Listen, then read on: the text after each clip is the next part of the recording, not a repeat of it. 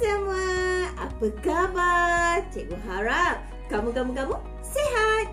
Pada kali ini kita akan belajar sejarah tahun 4 dalam unit 4 iaitu sejarah tempat tinggal.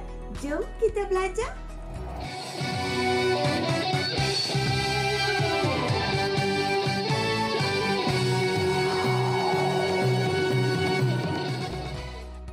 Baiklah murid-murid, mari kita lihat apakah objektif pembelajaran kita pada hari ini.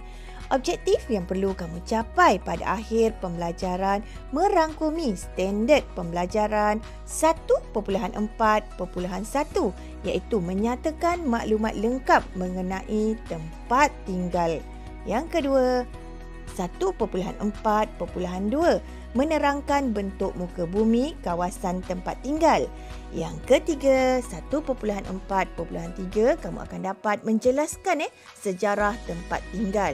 Yang keempat, 1.4.4 kamu akan dapat menghuraikan tokoh setempat di tempat anda. Jom kita kenali sejarah tempat tinggal.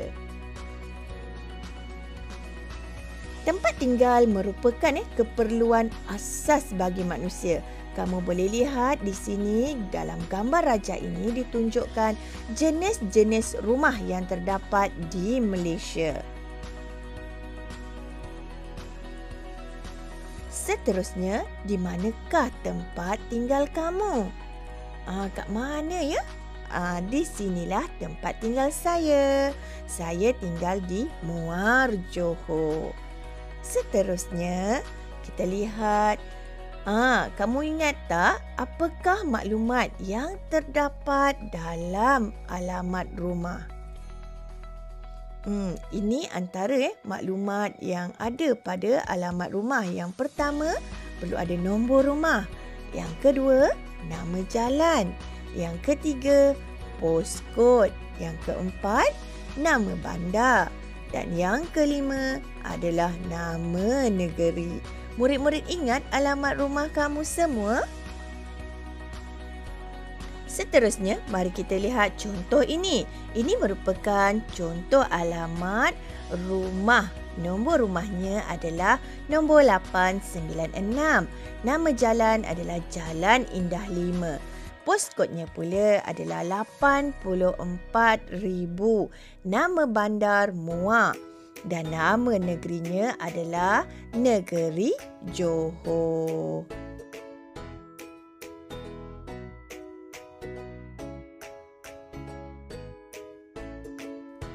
Baiklah murid-murid, seterusnya cuba kamu kenal pasti apakah kemudahan yang terdapat di kawasan tempat tinggal kamu. Cuba kamu ingat apakah kemudahan awam yang mungkin terdapat di tempat kamu. Ini contoh kemudahan awam iaitu hospital. Yang kedua ini adalah taman rekreasi. Selain daripada itu, kamu boleh lihat juga contoh kemudahan awam yang lain seperti klinik, pejabat pos, balai polis dan sebagainya. Sekarang ini kita lihat contoh di tempat tinggal murid ini. Tempat tinggal saya berhampiran Gua Niah. Di kawasan tempat tinggal saya terdapat sekolah dan klinik kesihatan. Tempat tinggal saya pula berhampiran dengan Gunung Kinabalu. Di kawasan tempat tinggal saya terdapat taman rekreasi dan pasar. Ini merupakan contoh kemudahan awam. Okey, baiklah. Seterusnya, jom kenali kawasan tempat tinggal saya. Apakah bentuk muka bumi di tempat tinggal kamu? Antara contoh bentuk muka bumi yang terdapat di kawasan tempat tinggal biasanya adalah tanah tinggi, tanah pamah. Yang ketiga adalah pesisir laut. Dan yang keempat adalah pinggir sungai. Jadi, apakah bentuk muka bumi di tempat tinggal kamu? Bentuk muka bumi ini mempengaruhi kegiatan masyarakat dan mempunyai keunikannya yang tersendiri. Seterusnya, mari kita lihat. Ini contoh bentuk muka bumi yang terdapat di Malaysia. Yang pertama, kamu boleh lihat contoh tanah tinggi terdapat di mana? Di Kundasang, Cameron. Yang kedua, tanah pamah. Contohnya di Tanjung Karang, Selangor. Pulau pula seperti Pulau Langkawi. Pinggir sungai atau laut pula adalah seperti Tambak Johor dan Pelabuhan Tanjung Pelepas. Sekarang, mari kita lihat contoh bentuk muka bumi yang terdapat di kawasan tempat tinggal murid ini.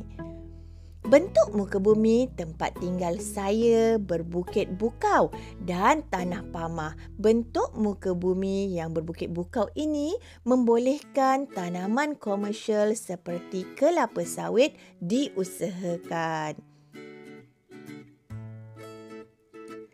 Keistimewaan yang terdapat di tempat tinggal saya ialah batu berbentuk kuda laut di pantai Tusan dan keunikan Gua Batu Kapur di Taman Negara Mulu. Ini antara contoh bentuk muka bumi di kawasan tempat tinggal mereka.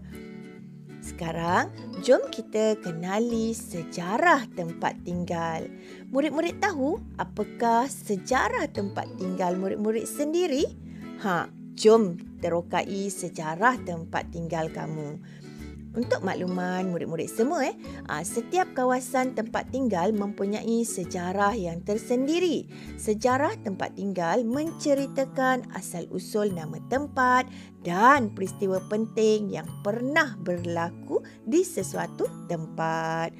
Ini adalah contoh sejarah tempat tinggal. Kamu boleh lihat dalam rajah ini, contohnya di Miri Sarawak. Di Miri ini pernah dikuasai oleh Kesultanan Brunei dan keluarga Brok.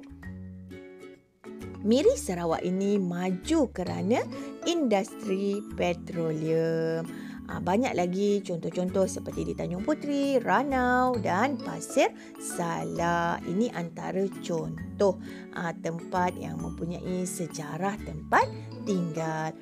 Tak kira sebenarnya dekat mana saja kamu tinggal, ianya mempunyai sejarah tersendiri. Sekarang mari kita lihat pula tokoh setempat. Apakah yang dimaksudkan dengan tokoh setempat? Tokoh setempat bermaksud individu yang banyak menyumbang jasa dan bakti kepada komuniti. Mereka ini dikenali oleh penduduk setempat dan biasanya memegang jawatan tertentu dalam komuniti. Sekarang, mari kita lihat siapakah tokoh setempat di kawasan kamu. Cuba kamu ingat. Lihat contoh ini. Ini merupakan contoh tokoh setempat.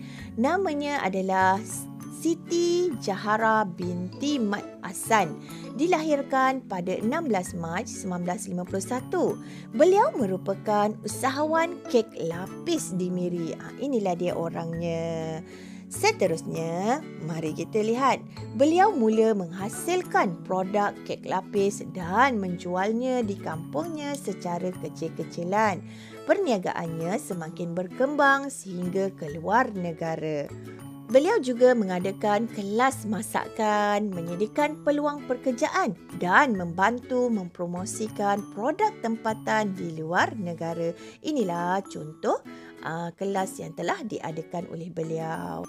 Sebagai tanda penghargaan, cikgu harap kamu semua dapat tekan butang subscribe dan tekan loceng supaya cikgu lebih bersemangat untuk menghasilkan video-video yang berkualiti untuk kamu semua.